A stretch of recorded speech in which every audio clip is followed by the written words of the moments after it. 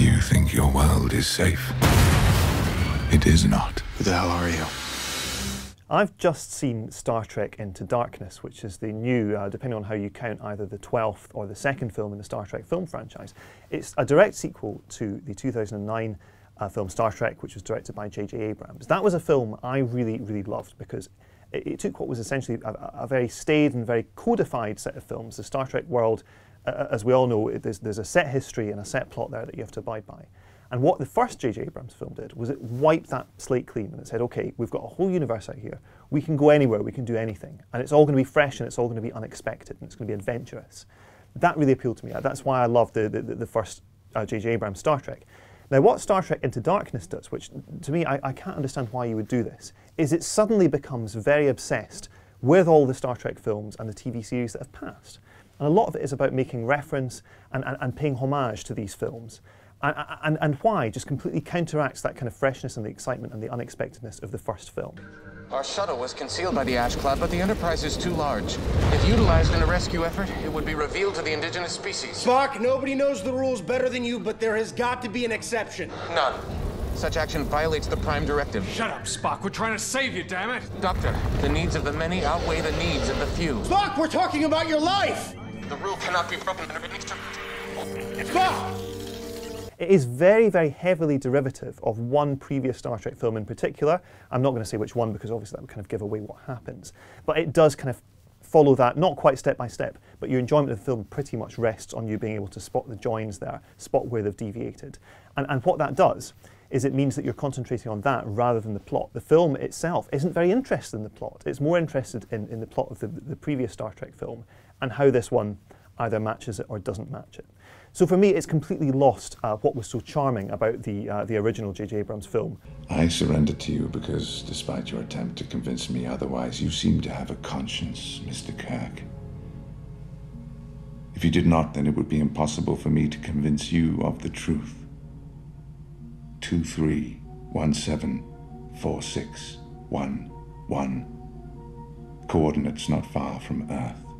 If you want to know why I did what I did, go and take a look. Give me one reason why I should listen to you. I can give you 72. And they're on board your ship, Captain. They have been all along. I think the one unequivocal success in Star Trek Into Darkness is the casting of Benedict Cumberbatch as the villain, who's this rogue Starfleet officer called John Harrison. He starts the film by bombing a Starfleet archive in London, then he launches an attack on the Starfleet HQ in San Francisco before fleeing across the galaxy, and of course Kirk and Spock are sent after him in the Enterprise to bring him back. Have I got your attention now? Now, Cumberbatch is obviously an enormous rising star at the moment, doing very well on British TV and also in Hollywood. And he has this perfect kind of incredibly sinister manner, this really kind of rich, reedy, almost Jacobean delivery of these very menacing lines that have been written for him. And he pretty much acts everyone else off the screen. I do think that Zachary Quinto as Spock and Chris Pine as Captain Kirk, they do have that same fun chemistry from the first film. That's pretty successfully carried over. But really, they and everyone else is eclipsed by Cumberbatch. I am better. At what? Everything.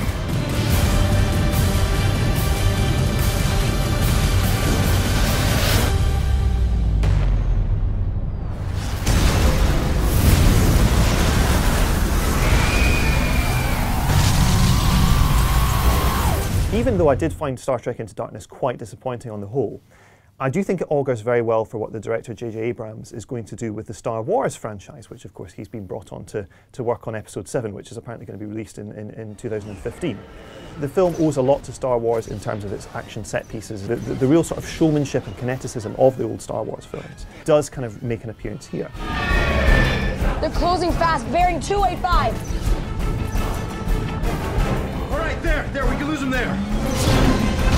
You are suggesting that we utilize the passage between the approaching structures. This ship will not fit. We'll fit. Captain, we will not fit. We'll fit! We'll fit!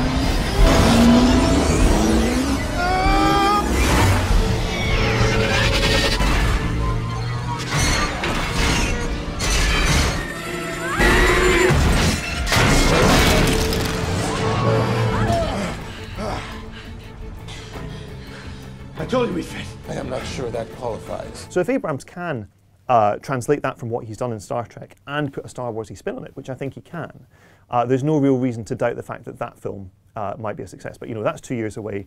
We're talking about Star Trek, which is out now, and I have to say this was not one for me. Sorry, JJ. Maybe next time. Star Trek Into Darkness is released in the UK on Thursday the 9th of May, although of course there have been some preview screenings already. So if you've seen one of those or you go to see the film on its first weekend, do let us know what you think of it in the comment box below and subscribe to this channel for more first look reviews.